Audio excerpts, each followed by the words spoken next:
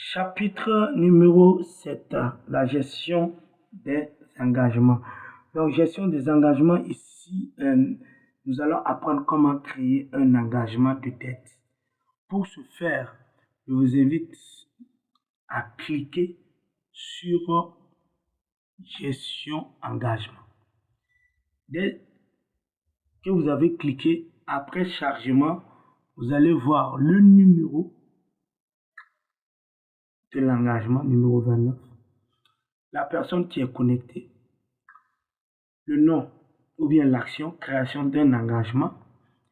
Ici, nous avons le code des clients qui va nous permettre de sélectionner les clients. Ici, c'est leur nom et prénom. Voilà, donc il suffit de cliquer. Si vous avez le code de client, il suffit seulement de cliquer ici puis commencer à saisir le code de client automatiquement. Vous aurez une sélection et le nom du client va apparaître. Maintenant, si vous n'avez pas le code, vous pouvez venir ici, cliquer ici, encore rechercher le nom du client ou bien sélectionner le nom du client. Maintenant, si toutefois si le client n'existe pas, nous pouvons venir ici pour ajouter un nouveau client. Donc, nous cliquons pour ajouter un nouveau client. Là, c'est quand le client n'existe pas. Il faut qu'on l'ajoute. Donc, le type de pièce. Donc, nous allons mettre, par exemple, passeport. Le code, nous allons mettre par exemple un exemple PP, c'est un exemple. La date de délivrance, le 3/6/2020. Le nom du client, Zampalegré Fatim, un exemple. Le nom de l'entreprise, s'il n'y en a pas, on laisse. On met par exemple son numéro. S'il y a autre information, comme de l'autre côté, on ajoute. Dans le cas contraire, nous allons cliquer sur enregistrer. Donc, nous allons venir ici. Par exemple, nous avons enregistré. Donc, on vient, on va chercher. Voilà. Excusez, voilà. Voilà. Donc, voici notre client qui a été sélectionné. Donc, nous cliquons ici. Nous avons le nom. Maintenant, si par exemple, nous n'avons pas, par exemple, ou bien le nom est facilement, c'est le code qu'on a retenu. C'est même chose, nous pouvons cliquer ici. Et puis voilà. Et sélectionner le code.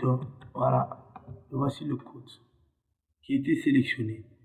Donc, ici, nous avons la date du jour. Ici, le nombre de délais, par exemple, on lui donne peut-être 10 jours, 30 jours pour régler le reste de la facture si c'est à crédit. Si ce n'est pas à crédit, on met à 0. Donc, nous allons prendre en compte ici que c'est à crédit. Donc, ici, détail vente, pour l'instant, il n'y a rien parce qu'on n'a pas encore ajouté le produit. Donc, nous allons venir ici pour ajouter les produits. Donc, nous cliquons ici, nous sélectionnons le produit ou bien nous recherchons le produit. Par exemple, nous voulons, voilà, on sélectionne le produit, voilà, on met la quantité, on valide. Ensuite, nous allons sélectionner par exemple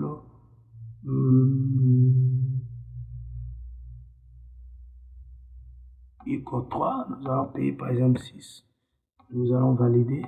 Ensuite, nous sélectionnons moto 135, nous allons prendre un et nous sélectionnons. Voilà, donc validons du moins. Voilà, ici nous avons la liste des produits que nous avons eu à vendre au client. Donc, sur ce bouton, on peut supprimer le produit si par exemple on ne décide plus avoir le produit ou modifier le montant ou la quantité en cliquant ici. Donc, tout en bas ici, nous avons le montant de la facture.